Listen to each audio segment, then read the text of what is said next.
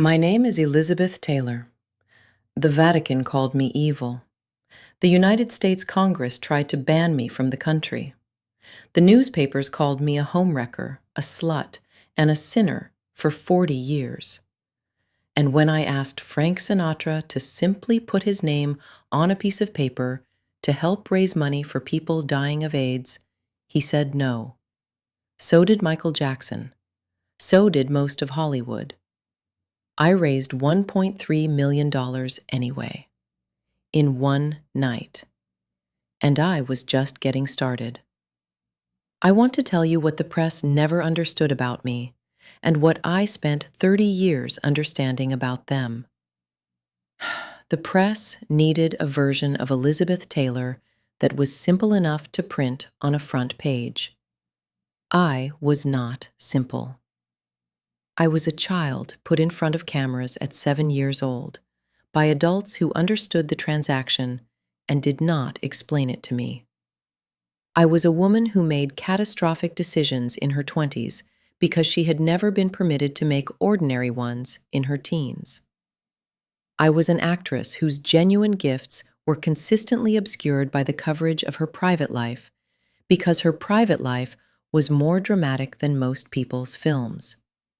And I was, in the end, the woman who took the name the press had spent 30 years making infamous and used it to open doors that were closed to everyone else.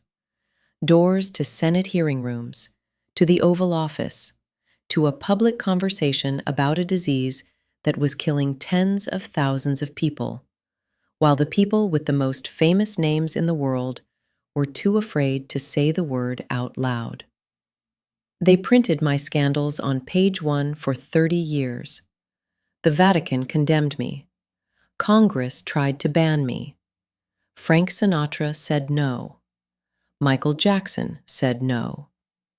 I raised $350 million for AIDS research, testified before Congress 3 times, wrote a letter that produced a presidential speech, and co-founded the organization that changed the course of a public health crisis.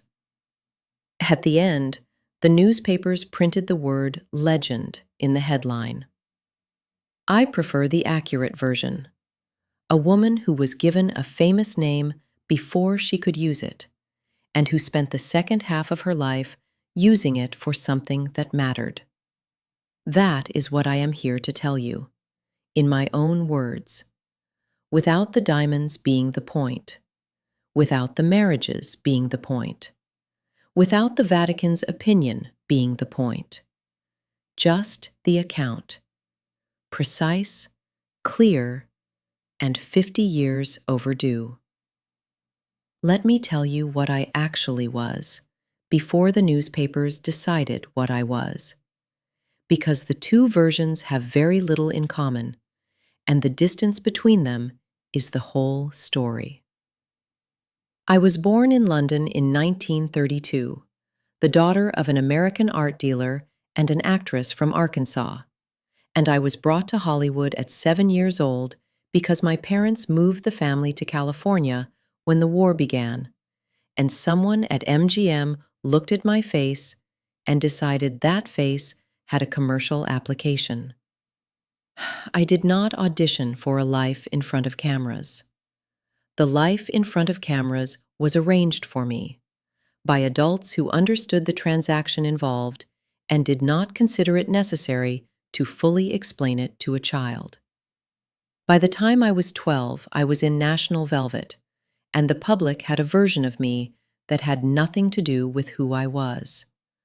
A version constructed by MGM's publicity department, maintained by studio-approved magazine profiles, and projected onto cinema screens across America with a regularity that made it feel true even to people who should have known better. The version was wholesome. The version was radiant. The version was the girl next door elevated to something slightly celestial. I was none of those things specifically. I was a child who had grown up on a studio lot without friends her own age, without a normal education, without the ordinary developmental experiences that produce the kind of person the publicity department claimed I was. I was also, it turned out, an extraordinarily good actress, which is a different thing entirely from the image, and which the image consistently obscured. The studio controlled everything: my diet, my public appearances, my relationships, the information that reached the press about my private life. When I was a teenager, MGM put me on diet pills to keep my weight at whatever number their cameras preferred. When I had my first serious relationship, the studio managed the coverage. When I showed any sign of having an interior life that didn't conform to the version they were selling, the version got adjusted, and the interior life got managed. I learned very early that the public persona and the actual person were two separate projects, and that the studio owned the public persona entirely, and that the actual person was something I would have to protect through other means if I intended to have one at all.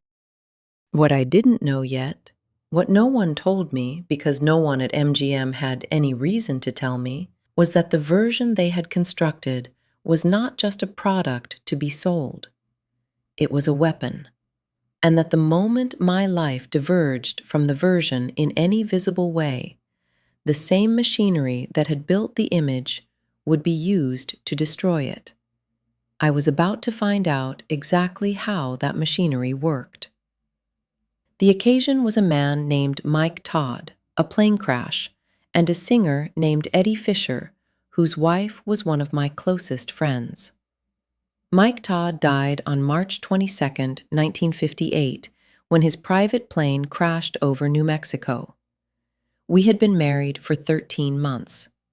I was 26 years old, I had a daughter with him, and I was, in the specific and total way that sudden loss produces, not functioning.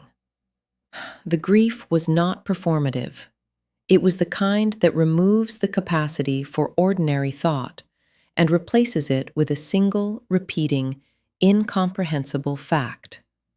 He was gone. That was all there was. Eddie Fisher was Mike's best friend. Debbie Reynolds was one of mine. Eddie came to comfort me, and the comfort became something else, and I understood, even as it was happening, that what I was doing was wrong in the ways that grief makes things wrong, the specific wrongness of a person reaching for anything solid when the ground has disappeared. I said later, in my own words, that I never loved Eddie. I liked him. I felt sorry for him. He was not Mike. I married him because I was grieving, and because the grief required an anchor, and he was present, and I was 26 years old, and I made a catastrophic mistake. That is the complete and honest account of what happened. The press produced a different account. Debbie's son wrote decades later in his memoir, Eddie and Elizabeth were vilified. Eddie was declared a philandering, opportunistic loser, and Elizabeth was labeled a bad girl, home-wrecking slut. Debbie, the good girl, the innocent, unsuspecting victim and single mom, was globally embraced with love and sympathy. That is a precise description of the machinery in operation. The roles were assigned before anyone had the full facts. The good girl and the bad girl were distributed according to which version sold more newspapers, and the version that sold more newspapers was the one in which I was the villain. Columnists were inundated with letters calling me a tramp, a hussy, a homewrecker. And then MGM did something I want you to hold in your mind as the defining act of what the studio system actually was. I was contracted to make Cat on a Hot Tin Roof. When the scandal broke, MGM put a photograph of me in a slip on the promotional posters and used the scandal to sell the picture.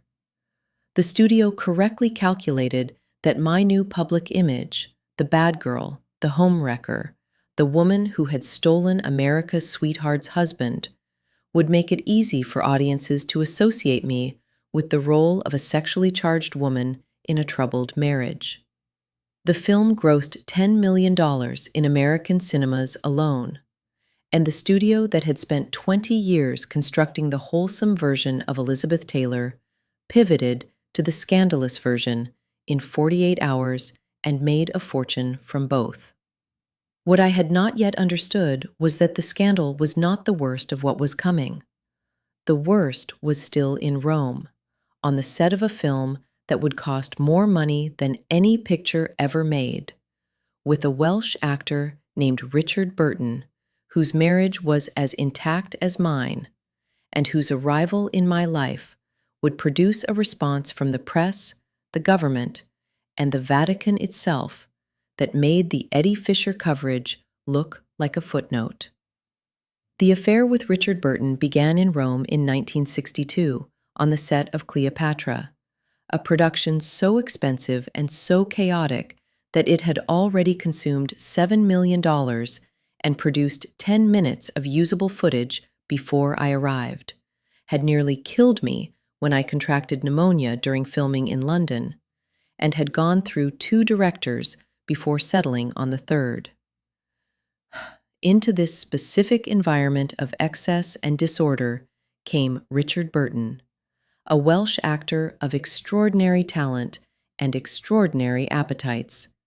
And within weeks of our first scenes together, we were in love in the specific, total, irrevocable way that I had only experienced once before, with Mike Todd, and that I recognized immediately and was entirely unable to resist.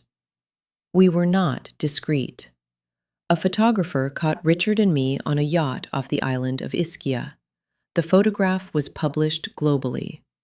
Sociologists have since described that publication as a turning point, the moment at which it became essentially impossible for celebrities to maintain any separation between their public and private lives. The photograph that ended my marriage to Eddie Fisher and announced my relationship with Richard was also, incidentally, the photograph that changed how celebrity journalism worked forever. The response was immediate and total. The Vatican issued a statement condemning Richard and me for what they called erotic vagrancy. I want to stay with that phrase for a moment. Erotic vagrancy. Because it is the specific language of an institution condemning a woman for having a love affair, and because the phrase has a quality of almost accidental precision about what they found threatening, which was not the affair itself, but the mobility, the refusal to stay contained within the boundaries that institutions had assigned. A congresswoman from Georgia introduced a measure to bar Richard and me from re-entering the United States.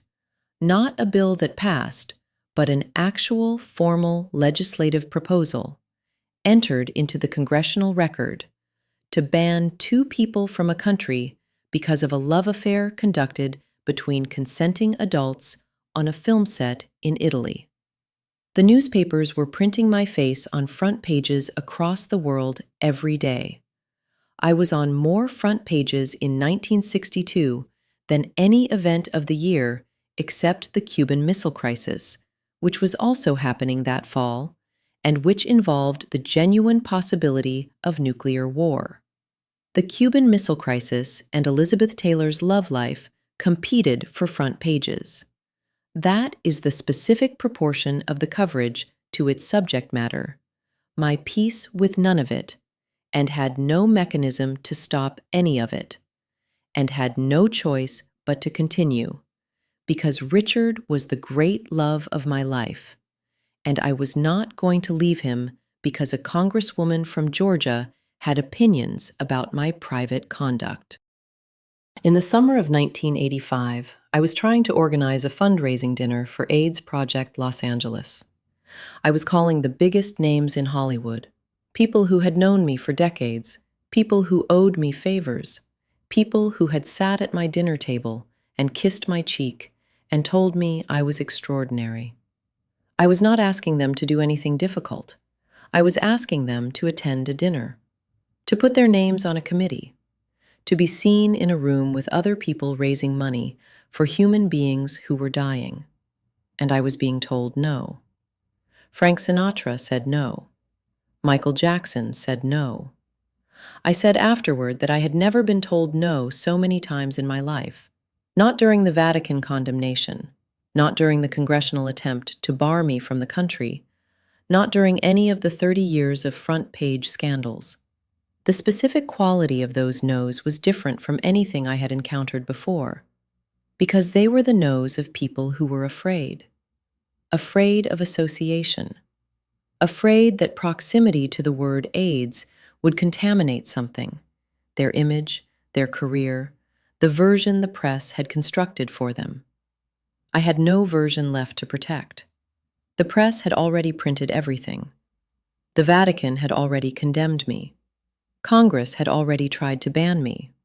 What did I have to lose by standing in a room full of people dying of a disease that the President of the United States could not bring himself to name? Nothing. And nothing turned out to be the most powerful position available.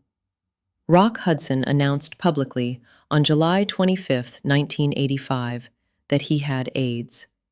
His doctor, Michael Gottlieb, had told me weeks before the public announcement. Rock's announcement changed everything. The people who had said no started calling back. The Commitment to Life dinner on September 19, 1985, was attended by 2,500 people. Sammy Davis Jr., Shirley MacLaine, Carol Burnett, Cyndi Lauper, Cher, Rod Stewart, Stevie Wonder. It raised $1.3 million in a single evening. 2 days before that dinner, President Ronald Reagan mentioned AIDS publicly for the first time. Not a speech, not a policy, not a commitment of resources. A mention, during a press conference, almost as an aside. Reagan had been president for 4 years while the epidemic grew. He had not said the word publicly until 2 days before my fundraiser forced the issue into a room full of people he could not ignore. Rock died on October 2, 1985, 6 weeks after his announcement. Before he died, he sent a message to be read at my dinner. It said, "I am not happy that I am sick. I am not happy that I have AIDS. But if that is helping others, I can at least know that my own misfortune has had some positive worth." He also left $250,000 for research. That money helped launch AmFAR, and I was just getting started.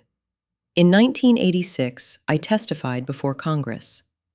Elizabeth Taylor, who the Vatican had called evil, and whose love life had competed with the Cuban Missile Crisis for front pages, walking into a Senate hearing room to demand that the United States government take seriously a disease that was killing tens of thousands of people, while the administration treated it as someone else's problem. The senators showed up, every single one of them. An AIDS advocate named Craig Thompson described it afterward. Every senator showed up. The rooms were packed, and people were spellbound. She connected HIV and AIDS to a generation that felt itself immune, the over 50 folks. Because Elizabeth Taylor was talking about it, people like my mother were reading about HIV and AIDS. That is the specific mechanism I want you to understand. Not celebrity activism in the abstract, but the precise way that a name the press had made infamous for 30 years could be redirected.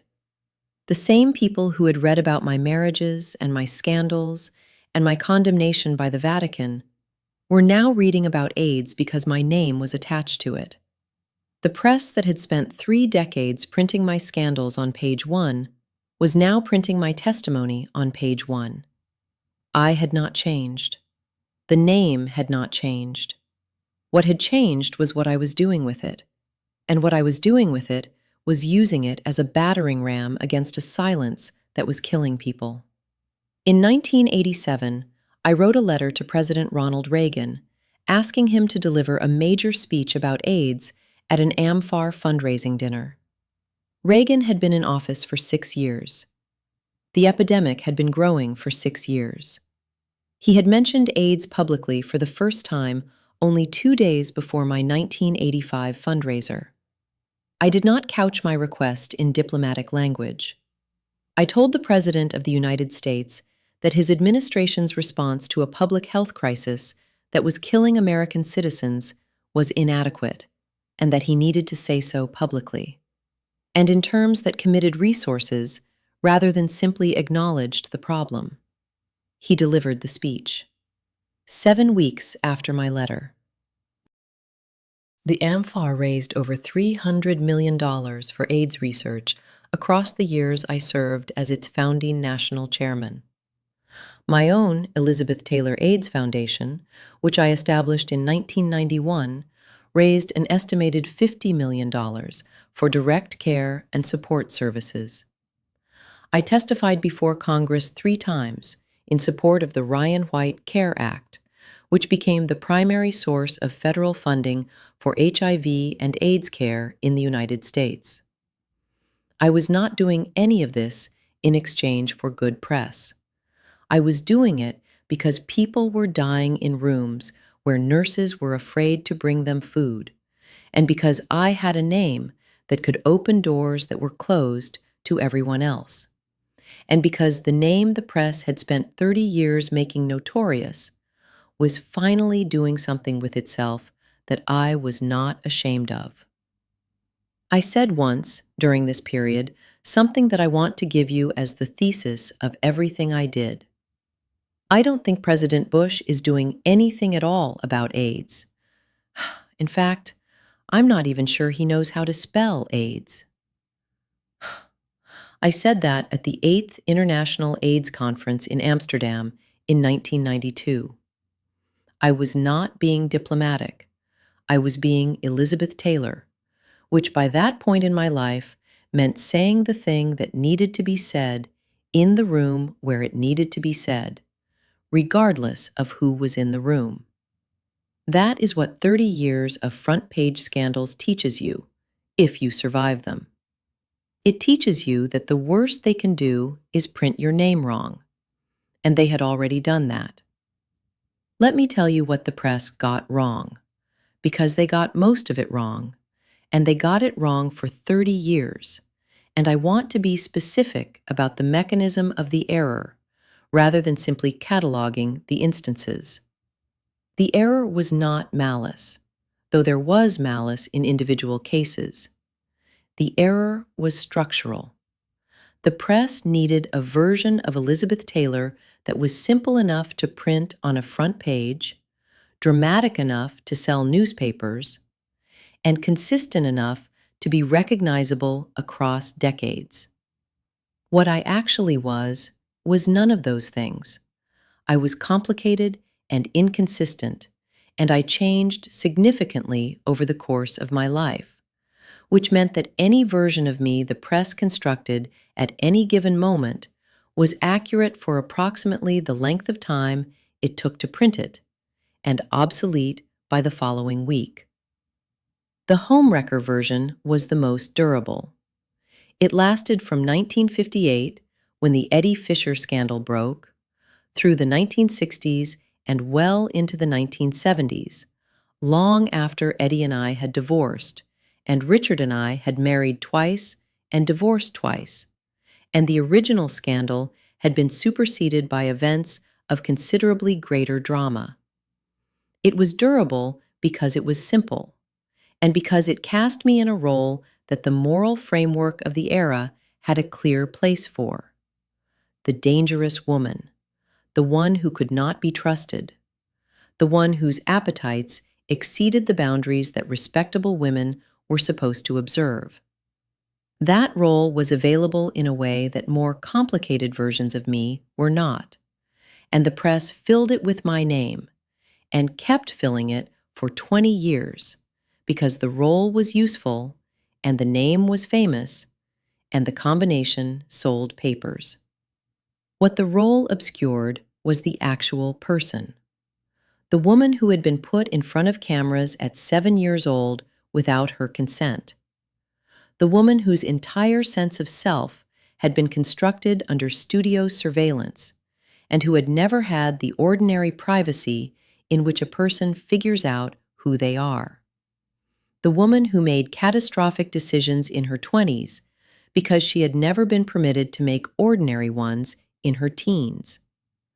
The woman who was, in the assessment of the directors who worked with her most seriously, George Stevens, Joseph Mankiewicz, Mike Nichols, one of the most genuinely gifted screen actresses of her generation, which was consistently obscured by the coverage of her private life because her private life was more dramatic than most people's films. The press covered my AIDS work. They covered it with a quality that I noticed and that bothered me, which was the quality of surprise. The surprise that Elizabeth Taylor, the homewrecker, the erotic vagrant, the woman who had competed with the Cuban Missile Crisis for front pages, was doing something serious and sustained and consequential. As if the serious work was inconsistent with the person they had been covering for 30 years. It was not inconsistent. It was the logical continuation of a person who had been fighting against other people's versions of her since she was 7 years old, and had finally found a fight worth having on her own terms. What I want to tell you about the final decades of my life is not the jewelry, though the jewelry was extraordinary, and I make no apologies for it, and not the marriages, though I loved every man I married in the way that each moment of my life demanded loving. What I want to tell you is that the name the press made infamous was the name that opened doors that would otherwise have stayed closed. The Vatican called me evil, and Congress tried to ban me, and the newspapers printed my scandals for 30 years. And all of that, every single word of it, turned out to be the preparation for what came next. I want to give you the inventory because inventories are honest in a way that narratives are not. 8 marriages, 2 Academy Awards, 1 for Butterfield 8, which I hated making, and 1 for Who's Afraid of Virginia Woolf, which was the best work of my career, and which I made at 34 years old, playing a woman 20 years older with a ferocity that surprised even me. 11 films with Richard Burton, 1 condemnation by the Vatican, 1 congressional attempt at banishment, 30 years of front pages, $300 million raised by AMFAR, $50 million raised by the Elizabeth Taylor AIDS Foundation, 3 congressional testimonies, 1 letter to Ronald Reagan that produced a speech 7 weeks later, 1 friendship with Rock Hudson that lasted from 1955 until his death in 1985, and that I have thought about every day since. The jewelry is in the inventory too. The Krupp diamond, which I bought at auction in 1968 because a Cartier representative told me it was too large and too vulgar for a woman, and I found that description so precisely wrong that I had to have it. The La Peregrina pearl, one of the most famous pearls in history, which Richard gave me for Valentine's Day in 1969, and which my Pekingese dog nearly swallowed whole while I was wearing it on my finger at our bungalow in Puerto Vallarta. The jewelry was not compensation for anything, and it was not a substitute for anything. It was beautiful, and I loved beautiful things, and I had the money to acquire them, and I did. I make no apologies for any of it. What I want to give you from the inventory is the proportion. The press spent 30 years on the marriages and the scandals and the diamonds and the Vatican and the congressional ban and the homewrecker and the erotic vagrant. They spent considerably less time on the 2 Oscars, the genuinely extraordinary body of film work that runs from National Velvet in 1944 through Who's Afraid of Virginia Woolf in 1966. The AIDS activism that began in 1985 and continued until the day I died in 2011. The $350 million raised, the Ryan White CARE Act testimony, the letter to Reagan, the speech at the 8th International AIDS Conference in Amsterdam, where I told the assembled delegates that I was not sure the current President of the United States knew how to spell AIDS. The press covered those things. They covered them as surprises. They were not surprises. They were the point. I was born Elizabeth Rosamond Taylor in London on February 27, 1932. I died in Los Angeles on March 23, 2011, of congestive heart failure at 79 years old. A large portion of my $600 million estate went to AIDS charities. My jewelry collection, valued at over $150 million, was auctioned to benefit AMFAR and the Elizabeth Taylor AIDS Foundation. The newspapers covered the auction with the same enthusiasm they had covered the acquisition of the pieces 40 years earlier. The Vatican did not issue a statement. The congresswoman from Georgia, who had tried to bar me from the country, was long dead. The press that had printed my scandals on page 1 for 30 years printed my death on page 1 with the word legend in the headline. Legend. After the homewrecker and the erotic vagrant and the bad girl and the slut and the sinner, they settled on legend. I prefer the more accurate version. A woman who was given a famous name before she was old enough to use it, and who spent the second half of her life using it for something that mattered. So now you have the version the press never printed. Not the homewrecker, not the erotic vagrant, not the bad girl who competed with the Cuban Missile Crisis for front pages. The woman behind all of those versions, the child who never consented to being a public commodity, the actress whose actual talent was consistently obscured by the coverage of her private life, the woman who discovered in her 50s that the name 30 Years of Scandal had built was the most powerful tool available for opening doors that were killing people by staying closed. I want to ask you something before you go. Frank Sinatra said no. Michael Jackson said no. Every major name in Hollywood said no when I asked them to simply be seen in a room raising money for people who were dying. They said no because they were afraid that the word AIDS would contaminate something, their image, their career, the version the press had constructed for them that they had more reason than I did to protect. I had no version left to protect. The press had already printed everything. The Vatican had already condemned me. Congress had already tried to ban me. What did I have to lose by standing in a room full of people dying of a disease that the President of the United States could not bring himself to name?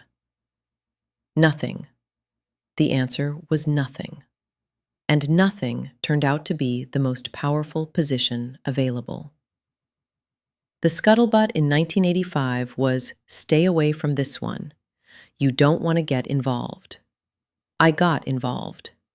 I raised $1.3 million in one night, co-founded AMFAR, testified before Congress 3 times, wrote a letter that produced a presidential speech, raised $50 million through my own foundation, and spent the last 26 years of my life refusing to let the people in power pretend that a plague was not happening on their watch. The press printed all of it. They printed it as a surprise, as if Elizabeth Taylor doing something serious was inconsistent with everything they had been covering for 30 years. It was not inconsistent. It was the point.